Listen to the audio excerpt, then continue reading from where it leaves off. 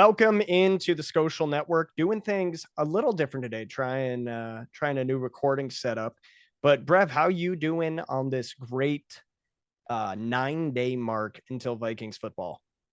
Oh, I'm doing great. It definitely wasn't annoying at all trying to get this set up whatsoever, and there were no technical difficulties. Not a single one. No. I you're in a Either you're in a different location or you decided to go to Bed Bath and Beyond and get a welcome to our homes knitted sign. I have moved. I have moved within state. I moved about an hour away from where I was before, so this is a new location. This is kind of weird. I'm not gonna lie, but I will get used to it. Is the location in the Australian outback, judging by your map? No, but Outback Steakhouse sounds awesome right now, actually, now that you think about it. My wife and I are doing our anniversary dinner tonight at Texas Roadhouse because we're fancy as hell. Ooh, But realistically, it's because we were going to do it Tuesday, but I got the flu and we're going to Minnesota for the home opener in a week. So the home opener is not in a week, but we go out a week before for anyone trying to roast me in the comments. Um, so that's going to be a little pricey. So Texas Roadhouse, I don't know. Outback's cheaper, but I think for the price in that tier, I'd rather go Texas Roadhouse. I thought Outback was more expensive It better not be because because it's Texas Roadhouse is. way worse. Yeah, I know it shouldn't be, but Texas Roadhouse is like low key cheap. we'll Per. we'll we'll do we'll do a little digging on that. But first thing we want to do is kind of just assess where the Vikings 53-man roster stands now and before we talk about maybe what the implications are for this season and our record. But any moves shock you this week? Oh, I'm so shocked that Lucine got cut. Oh, that's crazy. I guess the one shocker, and I can't take too much credit for it because I think even last week I was like, "There's no way Kenny and was getting cut," but he got cut, and I predicted that like a couple months ago. So pat on You my did. back, kinda. Um, but the Vikings thought Miles Gaskin, which is true, brought more of a versatile role than Kenny and and decided to hang on to Gaskin instead of Wangwu. So, because Gaskin's just a better running back in general, and I guess they figure he's a good enough returner to go ahead and get rid of Kenne. Well, there's also the physical issue when he went to sign with the Saints. Do we have any word Yeah. on what that was? He didn't seem out of shape when he was playing. Like it Mm. must have been an injury of some sort. I don't even know what exactly can I mean, other than being like not healthy, but I don't know like where his. Are you all right? I It's like a gnat. Okay. I don't know if like something's wrong because whenever I think about getting a physical, I think about like when they touch your balls, so maybe his balls were off, but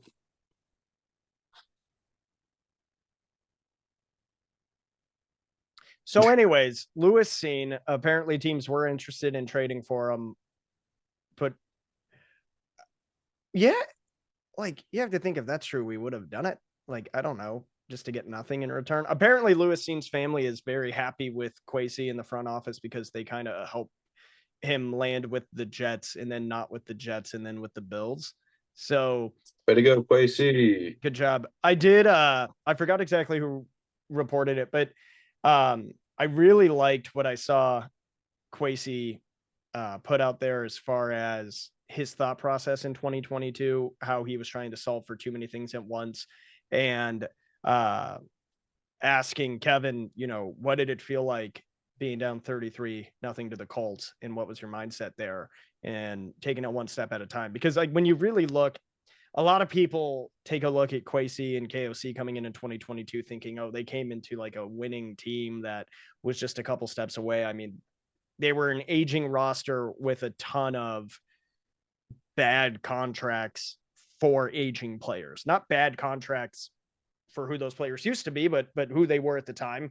Um, I'm not saying that excuses some of the decisions that were made, but I think that makes sense. And also, people forget like most GMs don't like any given draft is an absolute disaster looking back at it 4 or 5 years later. I'm glad Quasi moved off when he did. Am I happy with the picks? No. If Ed Ingram can just be serviceable this year, that's a win. Jalen Naylor very realistically is probably going to be wide receiver 3. That's a good get. Ty Chandler, running back 2. That's a good get. I mean, you get one starter and 2 guys who are going to contribute fairly heavily to the offense out of your first draft. I'm not like that. I don't see it as like the worst draft ever. Sorry. The It's first just pick, possibly. Yeah, but the rest of the draft as a whole, not so much. it's the trade back. It's Yeah. always going to be the trade back, and Kyle Hamilton will linger over this fan base forever. Yeah, but I mean, rightfully so. Rightfully so. people are like, and you gave up a pick in the division that became Jameson. I mean, until Jameson Williams actually is on the field consistently and doing things consistently, I'm not moved. I'm sorry. I know when he has been on the field, he's a flashy gadget guy, but like he hasn't. I'm not betting on JMO personally. Good one. Haha. Took a gamble there. Sorry, that joke would have been much funnier a year ago before everyone else already started using it the second the suspension came. Yeah, I think the Jaron Hall one was a little surprising, but I think that's purely injury and just taking. I think it's literally the injury, and they want to keep him around without wasting an active roster spot. Because if you listen to Kevin O'Connell's interview during the game on Saturday, he stepped away like there was something more than just getting banged up, whatever the degree of that is. And you only have a couple spots for designation to return. So I think they're going to put him on the practice squad. I think they like him too much as either a potential future backup or a trade possibility down the road to just let him walk unceremoniously after telling him he made the 53. The timing doesn't make sense for me to think they don't fully intend to have him back. Yeah. Well, didn't they waive him like off the practice squad? No, bring he in wasn't. No, he was not on the practice squad because there's no emergency QB3. He was on the 53-man roster. Huh. Crazy. They said their intent was to bring him back to the practice squad, which means obviously he can't.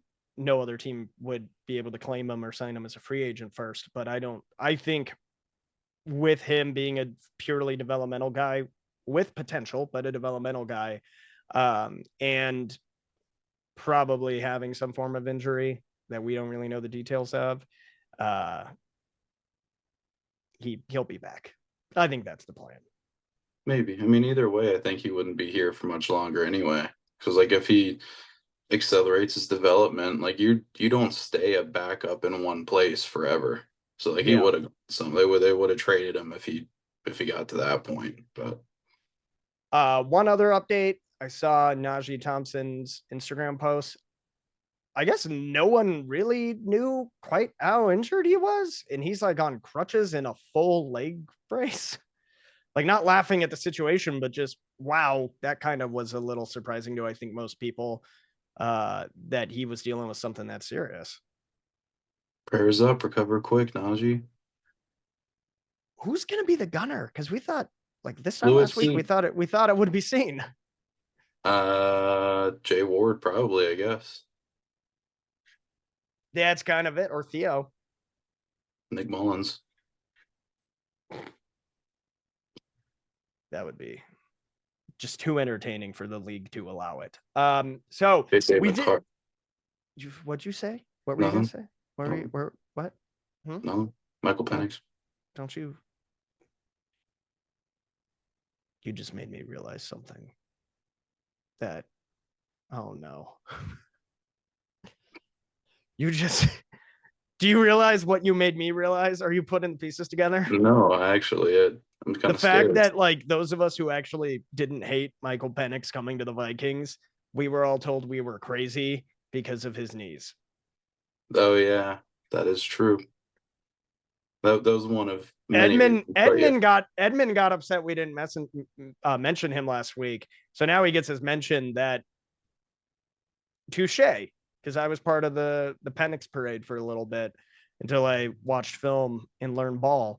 I still think Penix could be really good in the right situation. Don't think he's in the right situation, but yeah, that's ironic a little bit. But when the schedule first came out, we did our schedule prediction. I think at the floor we had us at what, like 5 wins, and at the absolute top, I think you had 10, I had 11 at like the everything goes perfectly well scenario. Yeah. Yeah, I don't see much more. So some things have changed since May with Couple this things. organization. So I have a buddy who has sent me 9 text messages since we started recording. Okay. I think he has a crush on you. Apparently the new Blink 182 album linked and he's just sending me all the leaked songs. So that's very nice of him. I will Good. totally not indulge in fraudulent music as soon as we get done recording. Yeah. But we're going to do a roster or not a roster, a schedule season record prediction. Now that we know so much more about this team, and in many ways we know so much less about this team than we thought we did even a few months ago. Week 1, MetLife, New York Giants. What's your prediction?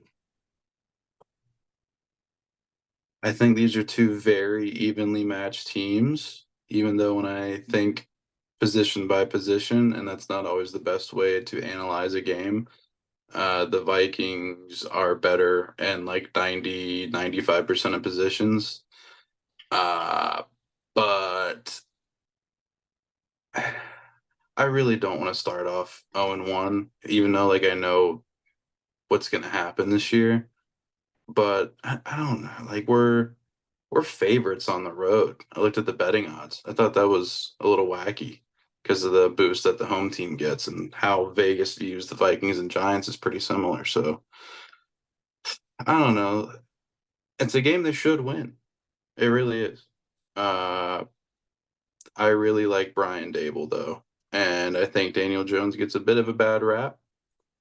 I don't think he's good. Don't get me wrong, but I don't think he's as bad as a lot of people say. And if he's healthy, and if they can do some of what they did in 2022, I think the Giants very much could win this game. Do they have any weapons? Yeah, one. That's it. So you only got to worry about Malik Neighbors, but actually don't sleep on Devin Singletary now that I think about it. But it's not like Saquon's there, so they should be more one dimensional than the last time you played them. So I would say Minnesota wins. I have Minnesota winning if we win the turnover battle. And a big part of that is not letting Darnold get pressured up the middle. Good luck That's with that. yeah, that's good. I think it comes down to the middle of the offensive line against Dexter Lawrence. And here's the thing. Here's the weird thing about our interior O line. Apparently, we can only record for 9 more minutes. Gotta love Zoom. Good. Yay. So we're going to speed run this. I have the Yeah. Vikings winning as long Okay. as we can get through by protecting Sam Darnold. So 1-0. This is You should. also the most winnable game that we have up until week 9. Not saying we're going Yeah. to lose the rest, but I'm saying the game that is the most winnable until week 9. San Francisco week 2 home opener. Loss. Really, I'm flying out there for it. Sorry, yeah, loss. probably a loss. I will say this, with or without Kirk Cousins, the Vikings play up or down to their competition. I think it's going to be a close game. No, I'd agree with that. At San Fran, especially for a team without Kirk, and no disrespect to Darnold, but I don't see him beating San Fran again. Actually, Uh-oh. inside source. Who can tell you what Brock Purdy's thinking better than Brock Purdy's most recent backup quarterback? True. That Anyways, is true. Zoom, we will not be recording in Zoom anymore after this. Doesn't want us to elaborate. So 1-1, Houston Texans at home. Loss. I have us getting an upset here. 2-1. Yeah. At Green Bay. Loss. I have us at this point. This is interchangeable, but I have we're gonna win one against Green Bay because we always do. I don't know if the trend, because it's been hard to tell lately, is beating them at home or beating them earlier in the year. I think if we follow last year's trend, is it's beating them. It's when we play them. So I have us winning this game. Yeah, So at I this think point, I have us 3-1. I have us 1-3. Yep.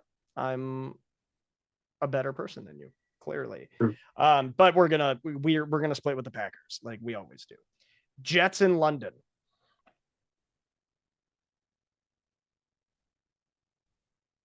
Win.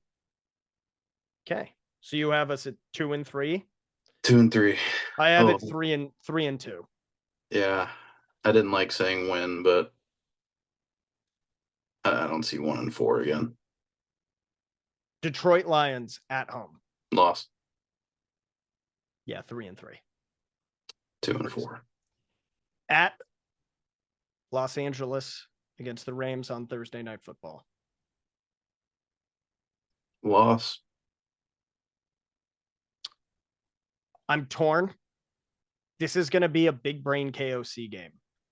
Gotta be. What we know about big brain KOC games is there's a fine line, like Dan Campbell's psychotic coaching, is it's either genius and you love every second of it, or he goes overboard and does 2 consecutive tush pushes with Brandon Powell, or tries to have a trick play pass to Kirk Cousins to pick up a first down on 3rd and 3, 3rd and 2.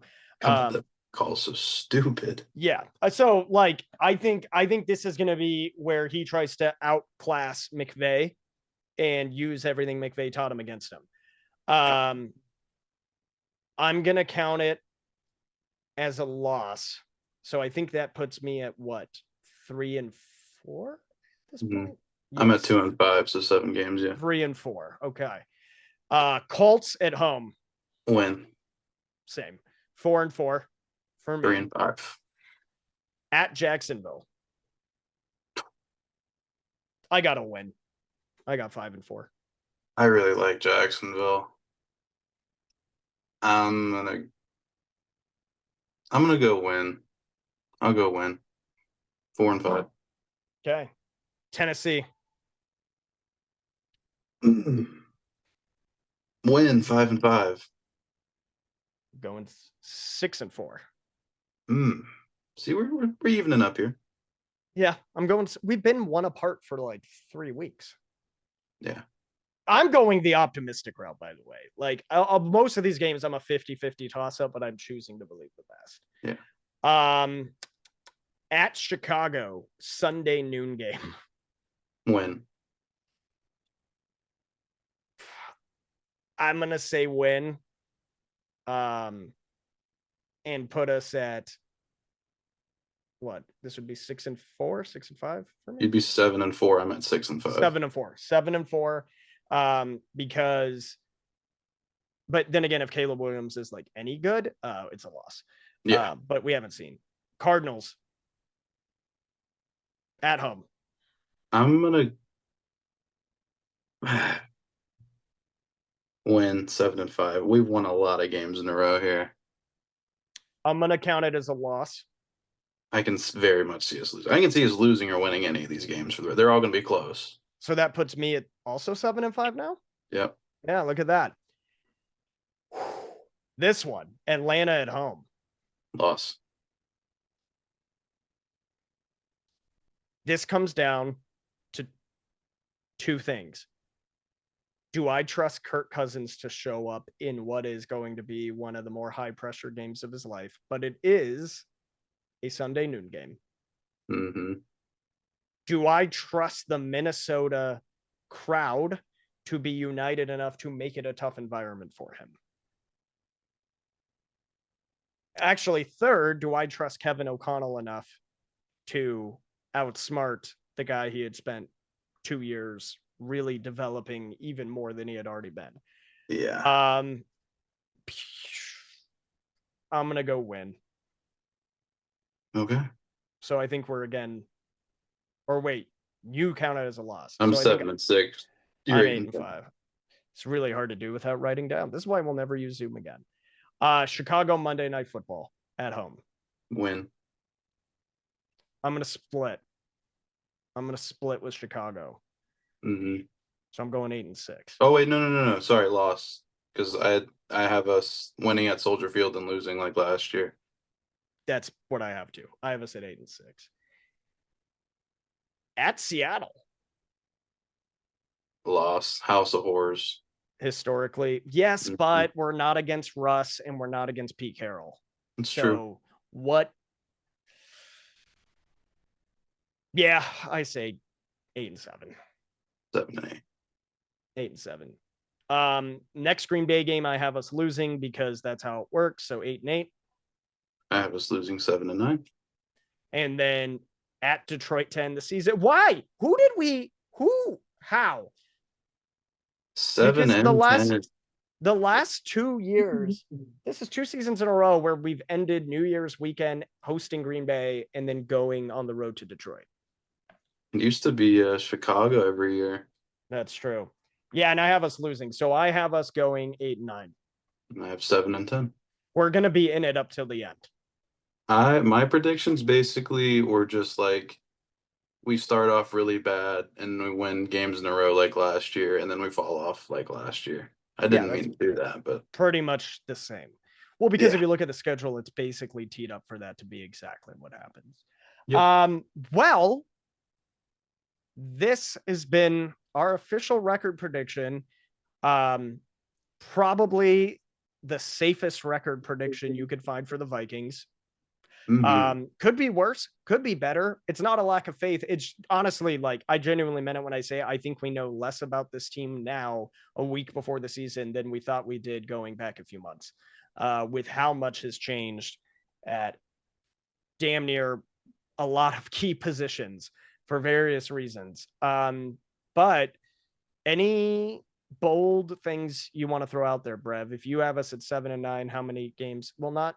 I didn't say ball things. I said Uh, bold things. Uh, any any other bold predictions? Comeback player of the year for Darnold? Anything like that? Justin Jefferson will still eclipse 1,650 yards, which doesn't really seem bold, but like that's a lot of yards. I think he's got it. We'll see you guys next week. This has been the Skolcial Network.